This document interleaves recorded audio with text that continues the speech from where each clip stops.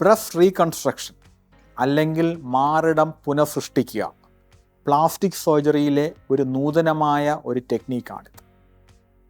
ഒരു breast cancer വന്നാൽ അതിൻ്റെ ചികിത്സ നിങ്ങൾക്കെല്ലാവർക്കും അറിയാം.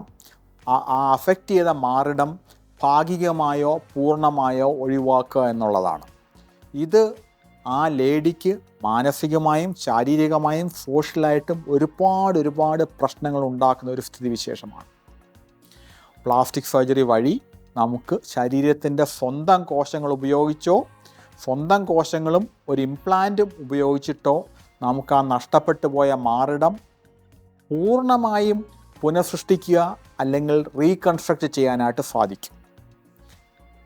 എൻ്റെ ചുരുക്കം പറഞ്ഞു കഴിഞ്ഞാൽ, പഴയ കാലത്ത് ബ്രസ്റ്റ് ക്യാൻസർ വന്നാൽ ആ ബ്രസ്റ്റ് നഷ്ടപ്പെട്ട ഒരു ഫ്ലാറ്റ് ചെസ്റ്റായിട്ട് നമുക്ക് ജീവിതകാലം മുഴുവൻ ജീവിക്കേണ്ടി വരും. പക്ഷേ ഇപ്പോൾ ബ്രസ്റ്റ് ക്യാൻസർ വന്ന് ബ്രസ്റ്റ് നഷ്ടപ്പെടുകയാണ് എന്നുണ്ടെങ്കിൽ നമുക്ക് പ്ലാസ്റ്റിക് സർജറി വഴി ആ ബ്രസ്റ്റ് റീകൺസ്ട്രക്റ്റ് ചെയ്ത് വളരെ ഭംഗിയുള്ള വളരെ ഷേപ്പ്ലി ആയൊരു ബ്രസ്റ്റുമായിട്ട് നമുക്ക് ബാക്കിയുള്ള കാലം മുഴുവൻ ഹാപ്പി ആയിട്ട് കഴിഞ്ഞുകൂടാൻ സാധിക്കും.